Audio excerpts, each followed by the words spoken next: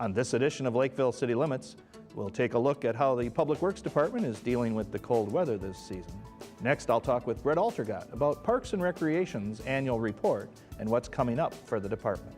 And finally, we'll head over to Lakeville Liquor's Galaxy for another edition of Cellar Notes. Hello, I'm City Administrator Steve Melke. Welcome to City Limits, Lakeville's public information program. With all the snow and cold this winter, the Public Works Department has had its work cut out for it.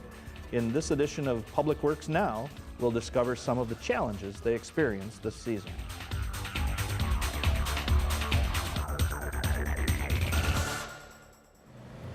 Hi, I'm Chris Petrie, the Public Works Director for the City of Lakeville, and I'm coming to you today from our central maintenance facility inside our fleet maintenance area. We have 5 fleet maintenance technicians who work throughout the course of the year performing maintenance on our over 400 pieces of equipment. It's important to note that our fleet technicians stay busy year-round with all sorts of maintenance, and they're also responsible for performing snow and ice control on our roadways while they continue to maintain our fleet throughout the winter. The amount of snow throughout the winter has required that crews do a special cleanup of our downtown area a number of times so far this winter.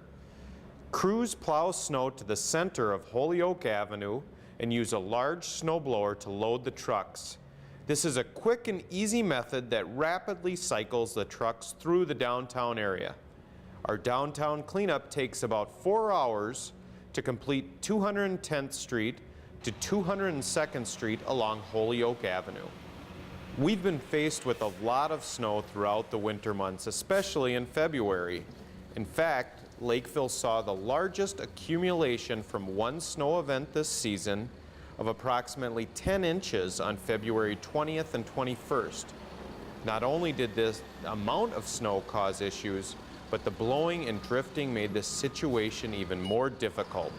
For multiple days during and after the storm, sustained winds were in the mid-20 mile per hour range with gusts reaching 40 miles per hour. Crews battled these conditions with a multitude of equipment, but needed to rely upon some of our largest equipment like our motor grader and large snowblower to get through some of the most treacherous spots. This is the first year in many years that the Utilities Division has received calls on frozen water services. With the extremely cold temperatures, frost in the ground has reached uncharacteristic depths, causing frozen services, not only in Lakeville but across the state. So far this winter, our Utilities Division has received reports of over 10 frozen services. This isn't bad compared to other metro communities that have seen in excess of 50. So when the city receives a report of a frozen water service, our City Utilities Division staff works with the property owner to thaw the service either with the use of electricity or by using a hot water jetter. It is inevitable that over the course of winter, vehicles wander from the roadway and damage things such as street signs and fire hydrants. On a recent day, Utilities Division staff responded to a report of a fire hydrant that was hit by a vehicle leaving the roadway. Fire hydrants are designed to break off at the ground to minimize damage to both the hydrant and the object making contact with them. Utility staff was able to make the necessary repairs to the hydrant and operate it to ensure that it could be put back into service. That concludes this edition of Public Works Now. If you have further questions, please feel free to contact the Public Works Department at 952-985-2700 or visit us on our website at www.lakevillemn.gov.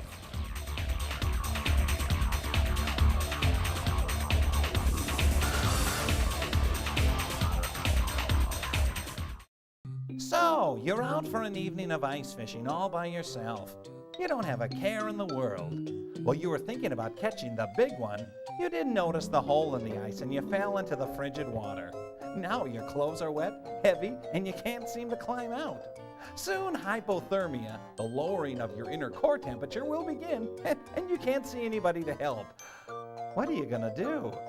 This message provided by your local public safety and fire departments.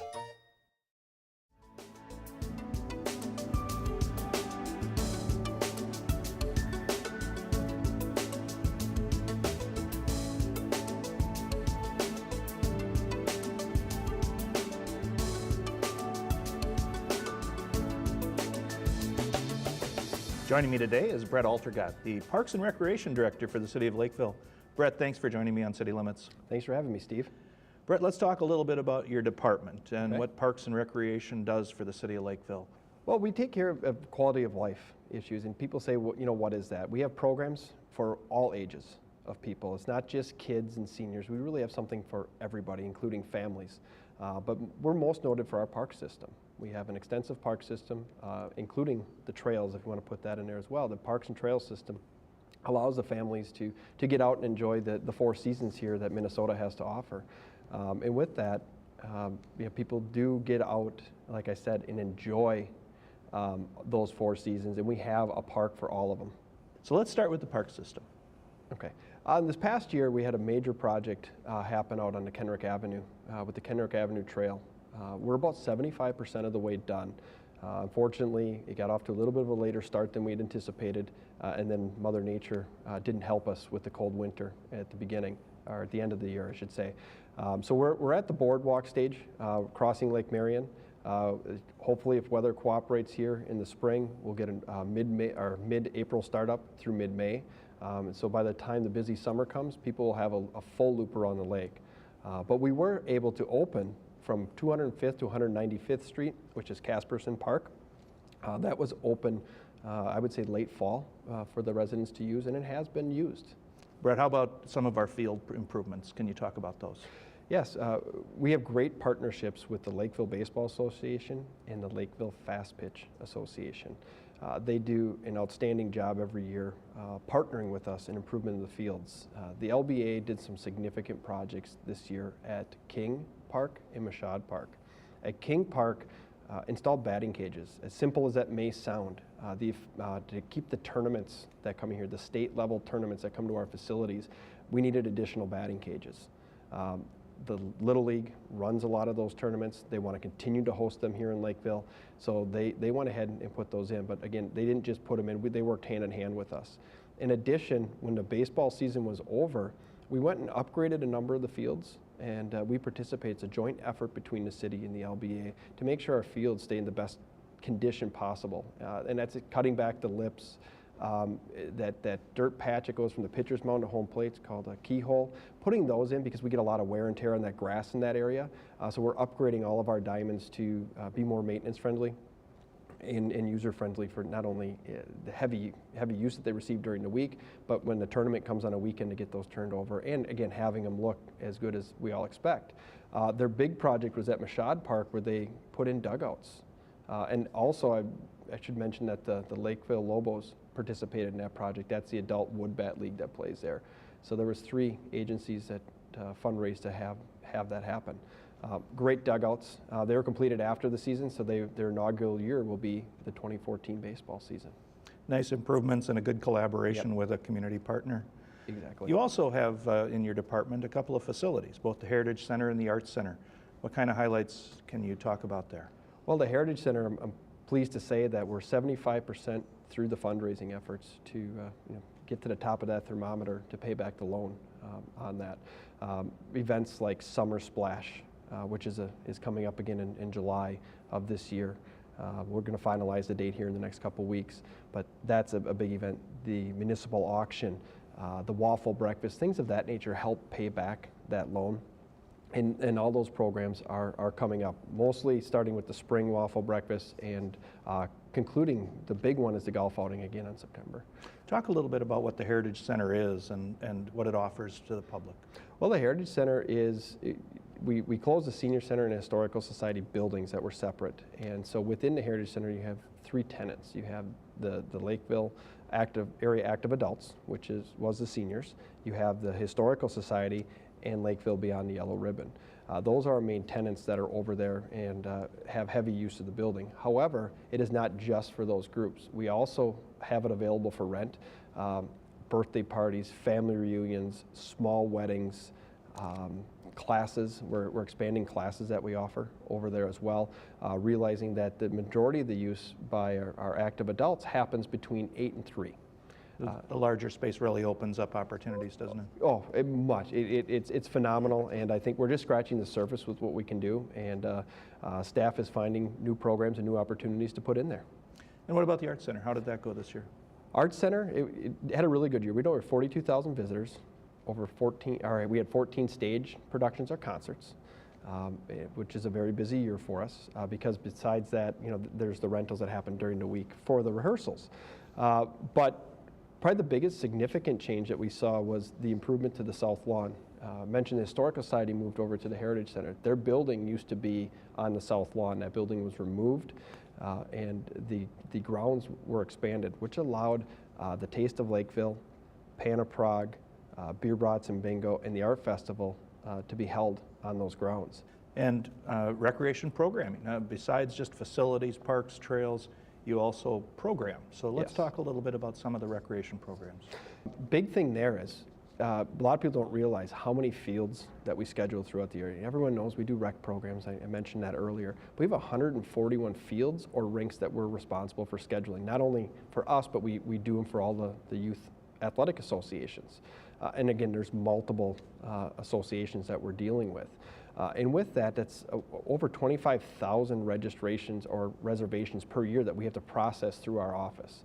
And that's a huge undertaking that starts in January with a joint meeting with all of the user groups, and then flushing out what their needs are throughout the year, tournaments, practices, regular league schedule. That's a huge undertaking. And then in addition to that, we schedule over 550 shelter reservations in a given year, and mostly in our community parks. Like Antlers has 3 shelters.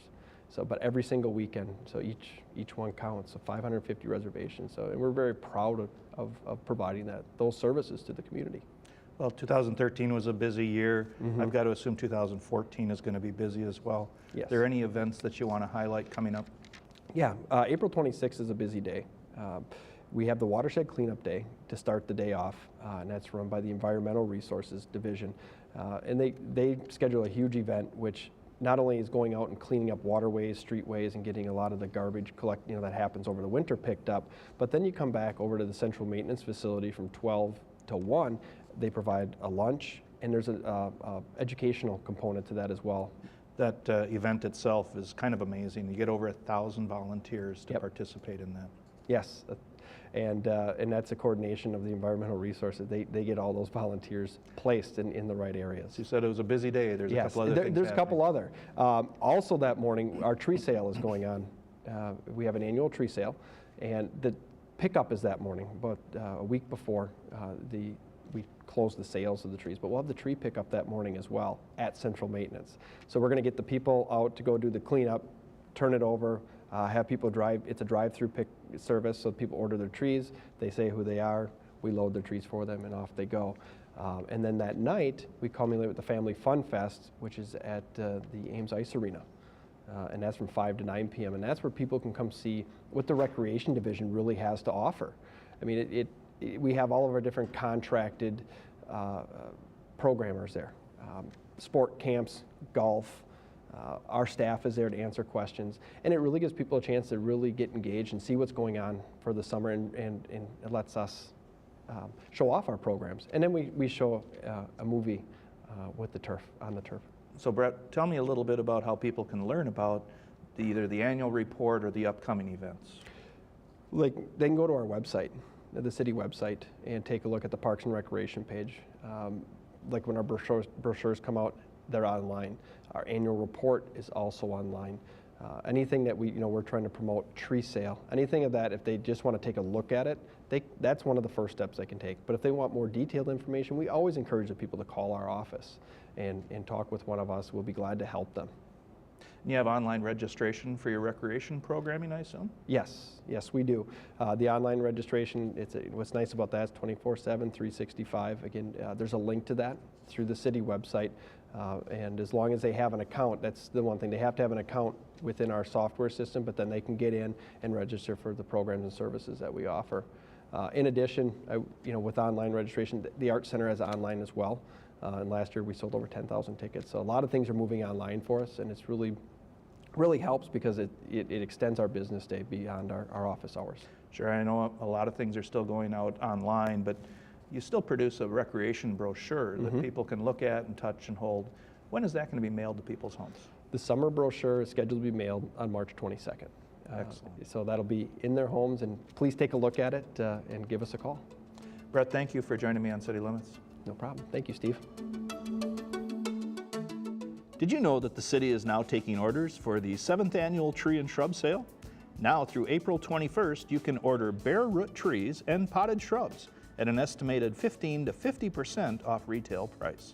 Purchasers will be assigned a pickup time on Saturday, April 26th between 8 and 10 a.m.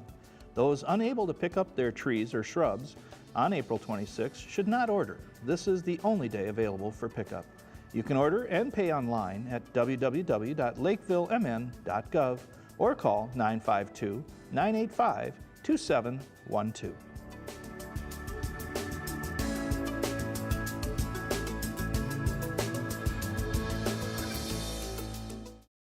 Hey, it's Joe. With all the snow we've received this season, it's important not to make snow forts at the end of your driveway. Kids love to create tunnels or forts in snowbanks, and it can be great fun. But when snowplows are plowing, they move a lot of snow very quickly. If you are in a snow cave when they plow by, you could get buried or severely hurt. So play it safe, snow lovers. Keep snow forts away from streets and plows. Okay, who wants to build a snow monster? Ha ha, ha ha, ha ha.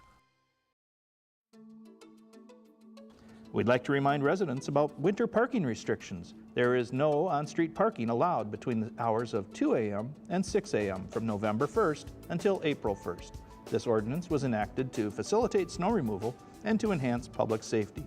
Violators are subject to citations, towing, and impoundment of vehicles.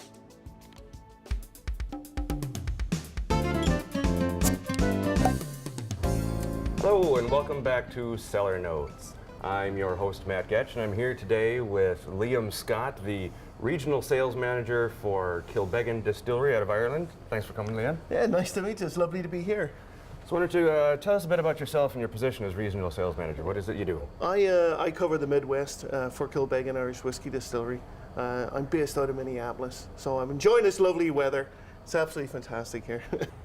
And Liam, why don't you tell us a little bit about what differentiates Irish whiskey from the other whiskeys that are out there? Like, what's the difference between Irish whiskey and Scotch whiskey? Sure. The biggest difference is how we actually malt the actual barley itself, and that's the main ingredient for Irish whiskey and Scotch whiskey. So in Scotland, they actually smoke the actual barley with this stuff here, which is called peat. Or in Ireland, we call it turf. We actually smoke the grain in large warehouses, and we put the grain about 1.5 feet deep in the warehouse. We have these fires all over the warehouse, and then we actually smoke it. In Ireland, what we actually do is we actually heat the actual barley in ovens or anthracite ovens fired by coal. So the piece of barley starts to germinate. It looks like a bit like a petal, and once it starts to germinate, it opens up, and all those sugars and starches start to activate, and there's no smoke in it at all. And then we take it off the heat, and then we start a distillation process. So that's the biggest difference, and that brings out the sweetness. The other big ingredient is actually barrels.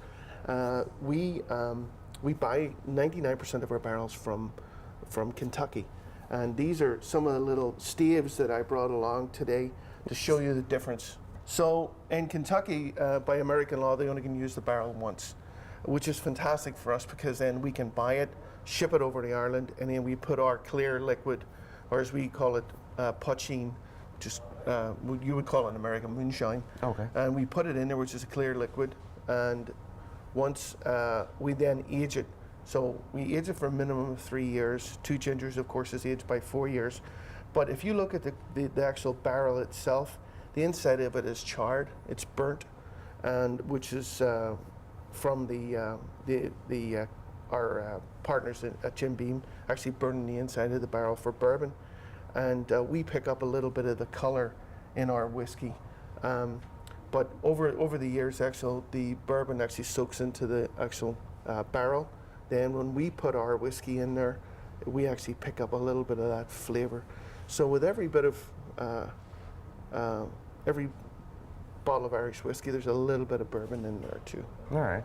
Okay. That imparts the flavor and the color? Absolutely, absolutely, and that's why our whiskey, you actually see it in the bottle. We actually have a clear bottle, and you actually see what you actually are going to buy.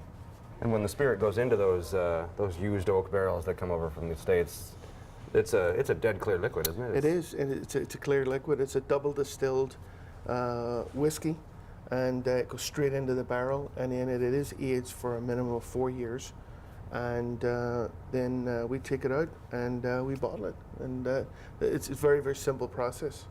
All right, outstanding. Is there a lot of rules and regulations? I know, like bourbon whiskey has got to be a certain percent corn in the mash, and it's got to be aged for a certain period of time. A lot of those kind of regulations in Irish whiskey. Yeah, Irish whiskey has to be a minimum of 3 years old, and it has to be at least distilled twice. So that is by Irish law, and it still holds today as it has done for over 1855. So it's been a long time, and we've held by it. And let's go back in history a little bit. Let's talk about the Kilbeggan distillery a little bit, and the history behind that. Well, our distillery is the oldest distillery in Ireland. We started making whiskey back in 1757, and we've been in continuous production since then. We actually closed for a couple of years during the 1980s at the height of the Depression in Ireland. But the previous owners just reopened after the 80s, and we've been in continuous production since then and bringing an array of fantastic whiskies to the general public. Has it always been called Kilbeggan? No, it was actually called Locke's Distillery at one time, and then it became the Kilbeggan Distillery, and then it became Cooley, and now it's back to Kilbeggan. Okay. We're now owned by the Jim Beam Company, so we're the only Irish distillery that's owned by an American company, so it's kind of nice. And there aren't a whole lot of distilleries in Ireland anymore, are there? Yeah, there's only 3. At one time, there was up to 200 distilleries in Ireland, and really today, there's 3 working distilleries, and we have the oldest distillery. What do you suppose the reason is behind that? How come it went from like 200 and some to 3? Prohibition. This was our biggest market. Our avenue of trade was cut off because of Prohibition, and we also became a republic in 1923, which cut off all the previous trade routes that the British had for Irish whiskey, because they ruled us up until 1923, and we couldn't sell into their trade routes, and that was cut off, and basically the industry spiraled until the 1980s, until it started to come around. And a little bit of trivia for you: in the early 1980s, there was more Irish whiskey actually exported in Bailey's Irish Cream than there was in a single bottle. So it just shows you where we come from then and where we are today. So it's very nice. And there's only about 17 brands, actually labels, that are available in Ireland. Yeah, you notice that when you walk into a liquor store, the Irish whiskey the section isn't nearly as big as like the Scotch whiskies and the bourbon whiskeys. Sure. Because they had been still making whiskey from the 1855s onwards, and there's over 500 single malt whiskey distilleries in Scotland. Sure. And there will be more and more in Ireland. I mean, it's starting to really come around, and the micro distillery is coming back too in Ireland. There's a new one opening up in Belfast. There's one up in Derry, and there's one in County Cork. So they're coming around, and it's great to see. It's fantastic to see our industry coming back. Yeah, that's great to hear, especially because I love Irish whiskey, and getting a little more variety out there is always good. Thank you. And the reason I went back to the name of the distillery was because I remember it being the Cooley Distillery when I was talking with an acquaintance of mine who happened to start the Two Gingers Distillery. Sure. He started getting his whiskey distilled out there. You want to tell us a little bit about the Two Gingers whiskey and the history behind that? I know they got a great story. Well, the history of Two Gingers, myself and Kieran Folliard, who everybody knows from the local, the Cooper, the Liffey, and Kieran's in Minneapolis. He started the whiskey the brand Two Gingers up 4 years ago for his bars, and then 3 years ago he decided he was going to sell his shares in the bar, and then start his journey with Two Gingers. Then of course he drags me along, and. But we launched the brand. Our first year, we sold nearly 20,000 cases in Minnesota. Just in Minnesota. Just in Minnesota. 2,000 bars, restaurants, and liquor stores. And then just last year, we sold 23,000 cases to 3,000 accounts, both on and off premise in Minnesota. And it's growing double digit every year. And I think people are really getting to know the brand and to feel comfortable with the brand and with our signature cocktail, the Big Ginger, everybody loves, which is a very easy cocktail to make. It's 2 parts, 2 gingers, Irish whiskey, ginger ale, fresh lemon and lime, and it's super cocktail to make coming up to St. Patrick's Day, and any day rather. Yeah, I was blown away by that. Usually I like to, sip my Irish whiskey. Sure. I've never been a big ginger ale fan. Sure. But yeah, you put the two together, and the lemon and lime wedge actually combine the cocktail quite well. It really does. The citrus really brings out the flavor of the whiskey, and it's not just for men. It's for women also. It's a very versatile cocktail, and it's bringing new drinkers into the category who have never had whiskey before. And it's great to see, because the resurgence not only in Irish whiskey but also in American whiskey is fantastic. I think we're growing together. Yeah, without a doubt. I'm glad they got that out there to show the versatility of the spirit and how Absolutely. it can mix in a number of different Yeah. cocktails. Can you tell me who these 2 women are on the front of the bottle? Well, the 2 two gingers. women are Delia and Mary. They are Kieran's mother and his aunt, and like any Irish mother, they rule the house. My mother ruled our house. There was 9 of us in our family, and my mother ruled the house and ruled all us. But Mary and Delia is Kieran's mother and his aunt, and they were very much side of who he is today, the entrepreneurial spirit of what he's developed with 2 Gingers and his time in the pubs and other ventures that he's getting into in the future. So it's very much 2 sides of the same coin. The person who he is today, they were partially, of course, his father as well, building the character of the man he is today. And boy, did they ever do a great job. And everybody who's ever met Kieran loves the guy. He's a great man. I've known Kieran for nearly 20 years now, so. He's got more friends than anybody I know. Oh yeah, yeah, and a few enemies as well. We're I'm Irish, sure we there also have are, a few here and there. enemies. So you want to tell us a little bit about the other whiskeys Sure. that are coming out of the distillery here? We have the 2 Gingers, which is a 4-year-old Irish whiskey. It's distilled twice, and it's aged in used bourbon barrels from Kentucky, and then it's also finished in sherry barrels from Jerez in Spain. Then part of the rest of the breadth of the portfolio is just to show you part of our stable of brands. We have Kilbeggan, which again is named after the village where our distillery is in County Westmeath, and it's a 4-year-old Irish whiskey. Then we have Green Ore, which is a 100% corn, 8-year-old small batch Irish whiskey, and then Tyrconnell. Tyrconnell was one of the top 10 selling Irish whiskies prior to Prohibition here in America, and we even had billboards in Yankee Stadium. So the brand itself had been around in America, and the distillery closed in 1937, and the previous owners of Kilbeggan bought the name, bought the rights to the brand. And this one here is a Madeira cask, and it's previously been used for aging Madeira wine from the island of Madeira off the coast of Portugal. So this is to really show where 2 Gingers has come from, where it's going, and also where Irish whiskey is going. And it's the fastest growing category right now in the US. And actually 2 Gingers, a little bit of trivia for you, is the fastest growing Irish whiskey in America. And we are now available in 50 states. The brand is now a national brand. So we're very, very excited about that. Kieran's out there spreading the word around the country, telling a few stories on the way, and we're really getting the brand out there. He's a great storyteller too, Yeah, that guy. he is indeed. So it went from just being a Minnesota brand, it didn't like branch out to the Midwest and then the East Coast and the West, just went national just like that. It basically, last year we tested the greater Midwest area, and then we went national this year. And that So- was partly in due to the partnership with Beam Global, is that right? Absolutely. It was. They have been absolutely fantastic at taking this brand to their heart and really embellishing what we are at 2 Gingers, and then spreading the word to the rest of the country. Because, you know, if you look at what Beam has done this past 15 to 20 years in the small batch arena, they've really been able to sell handcrafted spirits, and to get into the Irish whiskey category with Kilbeggan, I think it's been a great marriage for us.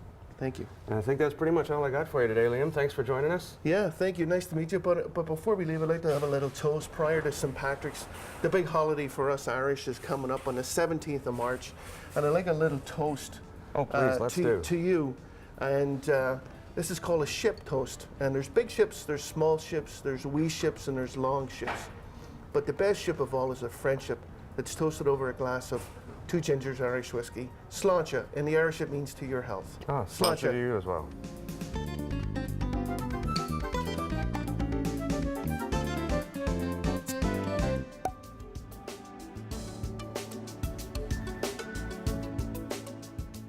Now it's time for the answer to today's trivia question, which is, how many water towers are located in the city? If you guessed B, 5 water towers, you would be correct. Here is a look at some of the upcoming public meetings that you can attend at City Hall. The City Council will be meeting on Monday, March 17th at 7 p.m. The Parks, Recreation, and Natural Resources Committee will be meeting on Wednesday, March 19th at 6 p.m. The Planning Commission will hold its meeting on Thursday, March 20th at 6 p.m. And the Economic Development Committee will be meeting on Tuesday, March 25th at 4:30 p.m. For more information on government meetings and the role of our boards and commissions, visit the city website at www.lakevillemn.gov. That's it for this edition of Lakeville City Limits. Thanks for watching. If you experience a problem with your cable TV service here in Lakeville, you should first contact Charter Communications at 1-800-581-0081. If you do not receive a satisfactory response, you can call the city at 985-4407 and we will assist you in resolving your problem. And just a reminder, you can see all of our programming online on the city website at www.lakevillemn.gov. Thanks again for watching this program and all of the programming here on LG TV.